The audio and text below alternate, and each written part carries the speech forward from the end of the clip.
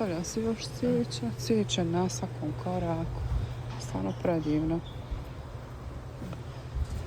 Pa, kako je lijepo sunčano. Inače, volimo da dođemo ovdje i da gledamo ovo drveće.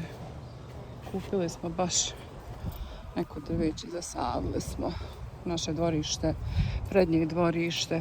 O, ja sad sam se sjetila, nije porč. Evo ovako smo nešto uzeli. Tako tu. Nije porč, nego je terasa. I tu je moj muž stvarno napravio, ko pravi majstor je napravio dole cigle. A onda snimit ću vam i tu pa ćete da vidite. Pa je onda sve zagradio. On je nešto izmislio. Evo, ovo smo isto uzeli. Evo vi.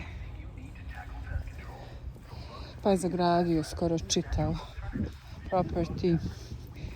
Pa je onda fino zasadio evo ovo drveće. Kako se ovo zove? Ovo drveće. To su neki Italijani, right? Vidi kako su lijepi, stvarno pravi.